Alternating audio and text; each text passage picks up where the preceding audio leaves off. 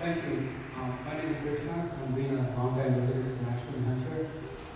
I love what you're doing for the current crisis, but being a president is far more than just that. You know it, and I know. We carried away by the passion of the moment, but there are huge problems facing us. There's student loans, there's any number of other things that we want. Could you please spend a little time talking about a few of those things and what President Beto will do? Yeah, absolutely. Christian, thank you for asking the question. And just a point of clarification, you may be wondering, why in the heck did this guy not talk about healthcare? Why did he not talk about the economy? Why did he talk about student loan debt? Why did he talk about climate? This meeting we wanted to organize around the issue of immigration. I did not want to sell you on my candidacy to be the nominee, but since you asked, I want to make sure that I'm responsive to the question. Really, I think we can look at every challenge that we face in the same light as we're looking at this current challenge when it comes to immigration and asylum seekers. What if we really lived up to the values that we profess to ourselves, our kids, and the rest of the world? What if we ensured that everyone was well enough to live to their full potential, to work, to preach, to go to school, to raise their families, guarantee high quality, universal health care, enrolling everyone who is not covered today in Medicare, everyone who is insufficiently covered, can't afford their co-pays or their deductibles or their premiums into Medicare as well, but for those who have employer-sponsored insurance, or members of unions who have fought for health insurance plans that they like because they work for them and their families, able to keep them, you get to universal guaranteed high-quality care, and you preserve choice. Here in New Hampshire, on this other issue that you mentioned, Krishna, we have the highest level of student loan indebtedness in the country, making it really hard for young people to stay here or to choose to come back to New Hampshire. How do we address this issue?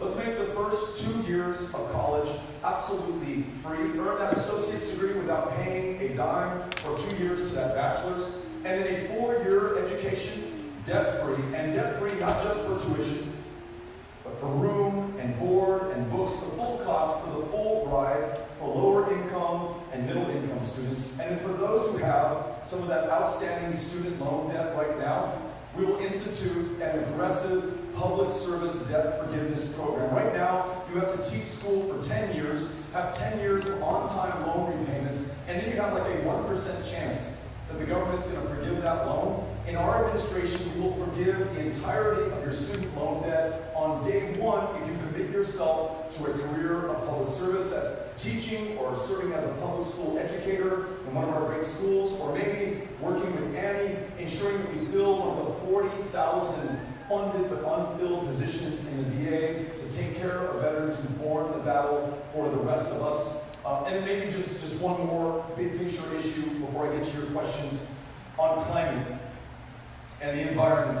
Having just hiked the flume earlier today outside of Lincoln, I want to make sure that when scientists have told us that the storms and the floods and the droughts and the fires that we're seeing right now were not caused by God, nor by Mother Nature, but by all of us, by our emissions, by our excesses, by our inaction in the face of the facts and the science. And those same scientists say we've got 10 years left to us to keep this planet from cooking another 2 degrees Celsius, after which what we're seeing right now is going to pale in comparison for our kids and our grandkids. I want to make sure that every single one of us does all that we can to make sure that the generations that follow us can live in the communities that we call home today. So that means freeing ourselves from a dependence on fossil fuels, embracing renewable energy technology and the high-wage, high-skill, high-value jobs that come with that, ensuring that rural communities and farmers can play their part, planting cover crops, regenerative agriculture and ranching, and then bringing the other countries of the planet together to make sure that we are all doing everything within our power while we still can. That's the United States of America, living up to our values.